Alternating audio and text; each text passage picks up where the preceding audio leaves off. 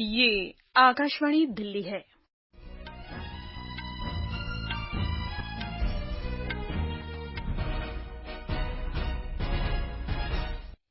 पहले मुख्य समाचार। प्रधानमंत्री भारतीय जन औषधि परियोजना के तहत पिछले 9 वर्षों में जन औषधि केंद्रों की संख्या में 100 गुना और दवाओं की बिक्री में 150 गुना से अधिक की वृद्धि हुई। दिल्ली में अनुसूचित जाति और अनुसूचित जनजाति तक सरकारी योजनाओं का सीधा लाभ पहुंचाने के लिए हर जिले में सहायता शिविर स्थापित किए जाएंगे। रेलवे टिकट आरक्षण के सर्वर को अपडेट करने के कारण 18 और 19 जून को रात 12:15 बजे से तड़के 3:15 बजे तक दिल्ली स्थित टिकट आरक्षण केंद्र की सभी सेवाएं अस्थायी तौर पर बंद रहेंगी। और प्रधानमंत्री नरेंद्र मोदी इस महीने की 18 तारीख को आकाशवाणी पर मन की बात कार्यक्रम में देश और विदेश में लोगों से अपने विचार साझा करेंगे।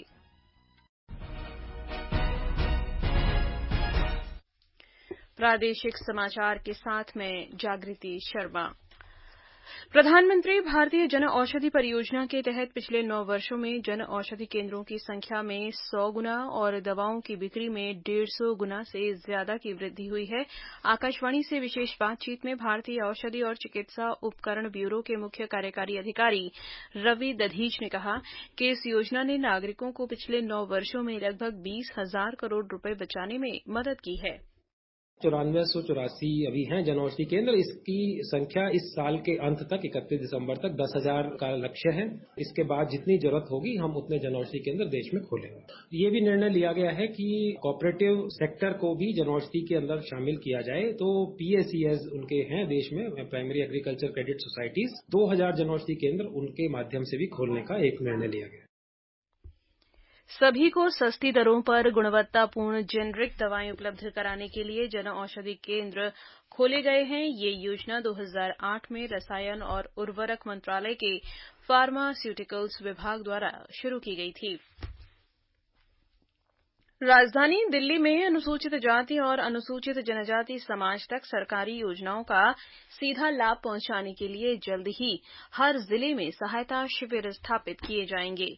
इस बारे में आज अनुसूचित जाति और अनुसूचित जनजाति कल्याण मंत्री राजकुमार आनंद ने मंत्रालय के अधिकारियों के साथ बैठक की। बैठक में उन्होंने अधिकारियों को निर्देश दिए कि वे अनुसूचित जाति और जनजाति श्रेणी के हर व्यक्ति तक सरकारी योजनाओं की जानकारी पहुंचाने के लिए हर जिले में सहायता शिविर शुरू करने की संभावनाएं तलाशें। उन्होंने बताया कि इन शिविरों के माध्यम से लोग सरकारी योजनाओं के लिए आसानी से आवेदन कर सकेंगे और आवेदन की स्थिति की जानकारी भी ले सकेंगे। मंत्री ने बताया कि सरकार SC/ST के लोगों के लिए कई कल्याणकारी योजनाएं लाई है, जिसकी सही जानकारी सहायता शिविरों के माध्यम से लोगों को दी जाएगी। श्री राजकुमार आनंद ने बताया कि इन शिविरों के माध्यम से SC/ST छात्र छात्राओं को जय भीम प्रतिभा विकास योजना, 1 से 8वीं कक्षा तक के लिए छात्रवृत्ति योजना और छात्र स्टेशनरी वित्तीय सहायता योजना के लिए आवेदन करने में भी आसानी होगी। उत्तर रेलवे ने बताया है कि रेलवे टिकट आरक्षण के सर्वर को अपडेट करने के कारण 18 और 19 जून को रात 12:15 बजे से तड़के 3:15 बजे तक दिल्ली स्थित टिकट आरक्षण केंद्र की सभी सेवाएं अस्थायी तौर पर बंद रहेंगी। इस दौरान टिकट आरक्षण, टिकट निरस्तीकरण और पूछताछ जैसी सेवाएं लगभग 3.5 घंटे तक उपलब्ध नहीं होंगी। दिल्ली विश्वविद्यालय के कुलपति प्रोफेसर योगेश सिंह ने आज विश्वविद्यालय परिसर में स्थापित उद्यमोदय फाउंडेशन के नोडल अधिकारियों को संबोधित किया। इस दौरान उन्होंने कहा कि युवाओं के पास विचारों की कमी नहीं है, लेकिन सही मंच न मिलने के कारण ये विचारों को कार्यान्वित नहीं कर पाते हैं। उन्होंने कहा कि ऐसे में युवा चाहकर भी अपना उद्यम शुरू नहीं कर पाते। कार्यक्रम को संबोधित करते हुए प्रोफेसर सिंह ने कहा कि उद्यमिता की सोच रखने वाले विद्यार्थियों के लिए उद्यमोदय फाउंडेशन एक ऐसा मंच है जहां उन्हें एक छत के नीचे सभी सुविधाएं और सहायता उपलब्ध होगी। कुलपति ने फाउंडेशन के बारे में बताया कि विश्वविद्यालय में ये एक नया विचार है। इसके अंतर्गत युवा उद्यमियों को एक ही स्थान पर सभी सुविधाएं मिल सकेंगी। इसमें विद्यार्थी अपने अपने आइडिया पर काम करके अपना स्टार्टअप शुरू कर सकते हैं। उन्होंने बताया कि विश्व के कई विश्वविद्यालयों में ऐसी ही कंपनियां काम कर रही हैं। प्रादेशिक समाचार आप आकाशवाणी दिल्ली से सुन रहे हैं। ताज़ा समाचार जानने के लिए आप हमारी वेबसाइट newsonair.com पर लॉगिन कर सकते हैं।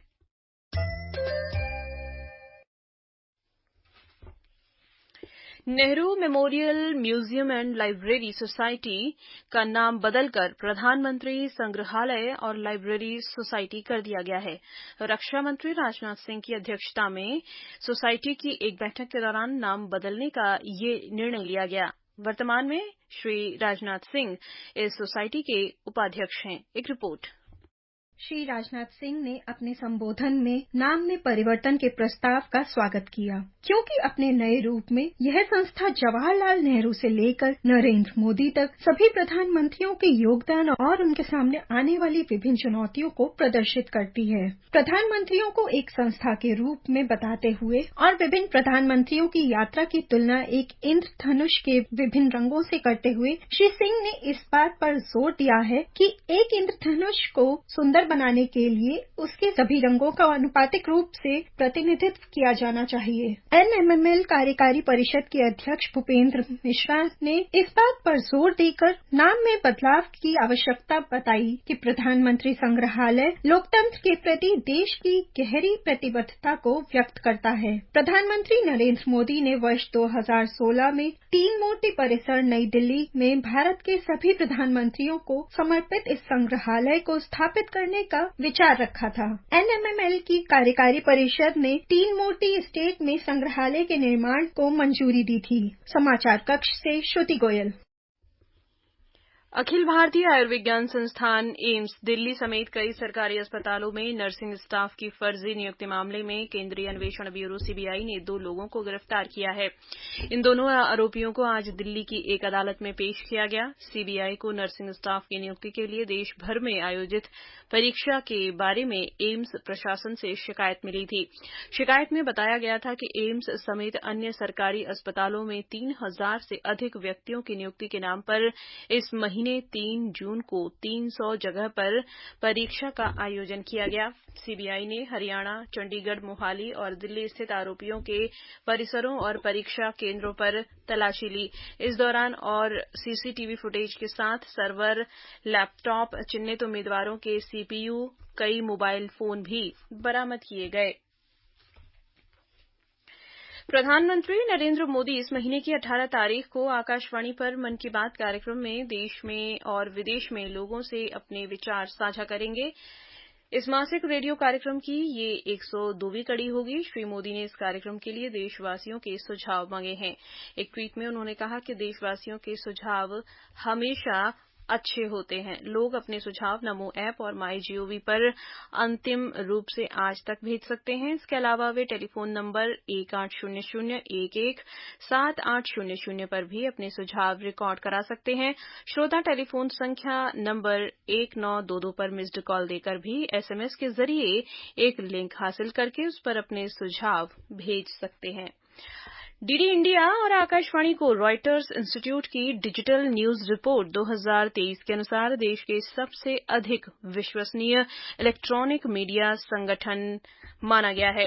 रिपोर्ट में कहा गया है कि समाचार की विश्वसनीयता में 3% की छोटी गिरावट के बावजूद लोक सेवा प्रसारकों और विरासत वाले मुद्रण ब्रांड ने अपनी विश्वसनीयता के उच्च स्तर को बनाए रखा है। रिपोर्ट में कहा गया है कि लोक सेवा प्रसारक डीडी इंडिया और आकाशवाणी विश्वसनीयता के उच्चतम स्तर के प्रसारकों में शामिल है।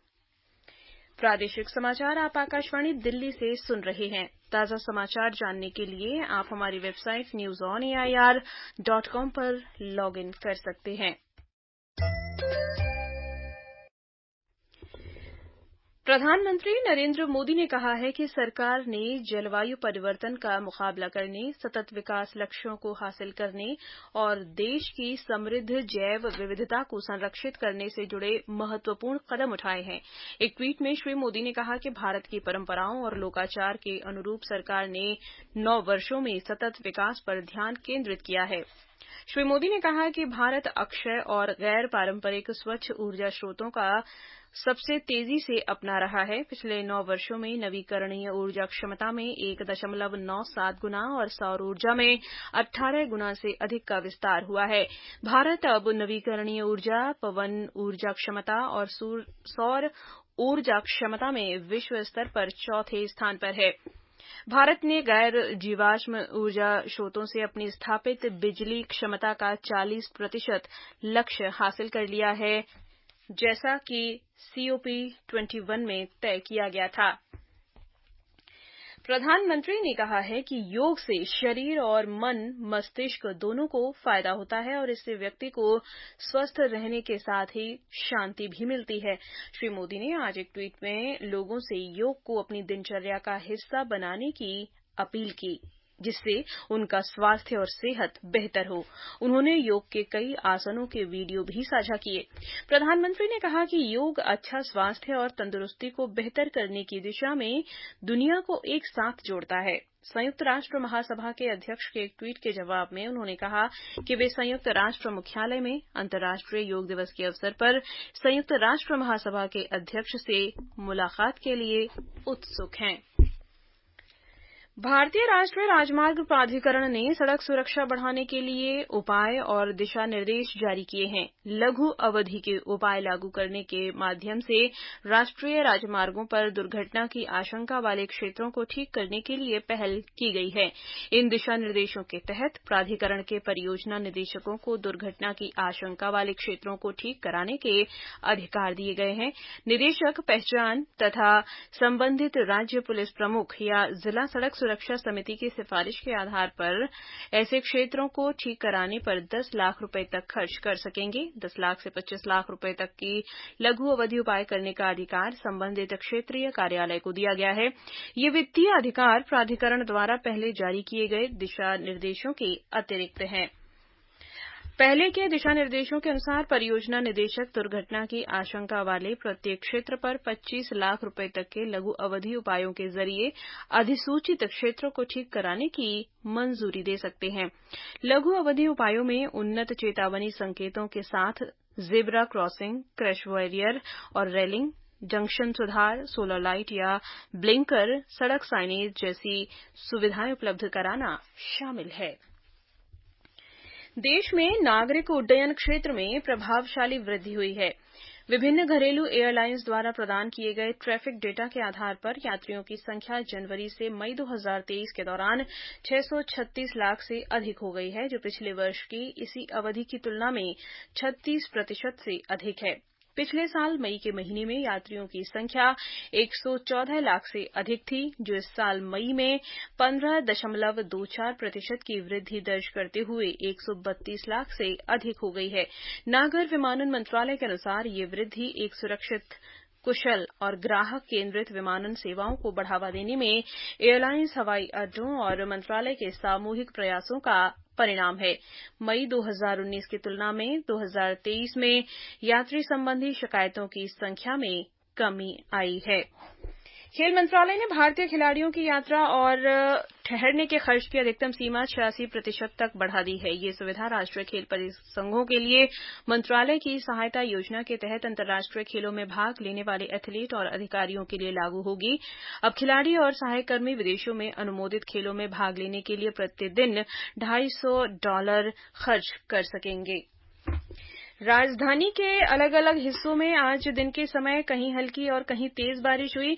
बारिश होने से मौसम सुहावना बना रहा। दिल्ली में आज का अधिकतम तापमान 38.6 डिग्री सेल्सियस रिकॉर्ड किया गया। न्यूनतम तापमान 27.9 डिग्री सेल्सियस रहा। मौसम विभाग के अनुसार अगले 24 घंटे के दौरान दिल्ली और आसपास के क्षेत्रों में आंशिक बादल छाए रहने और हल्की से तेज बारिश होने की संभावना है। इसके अलावा 35 से 45 किलोमीटर की गति से तेज हवाएं चलने का भी अनुमान है। अंत में मुख्य समाचार एक बार फिर।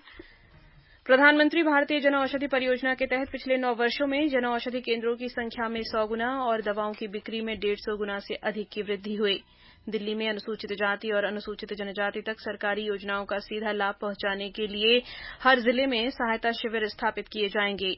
रेलवे टिकट आरक्षण के सर्वर को अपडेट करने के कारण 18 और 19 जून को रात 12:15 बजे से तड़के 3:15 बजे तक दिल्ली स्थित टिकट आरक्षण केंद्र की सभी सेवाएं अस्थायी तौर पर बंद रहेंगी। इसके साथ ही प्रादेशिक समाचार बुलेटिन समाप्त हुआ। नमस्कार।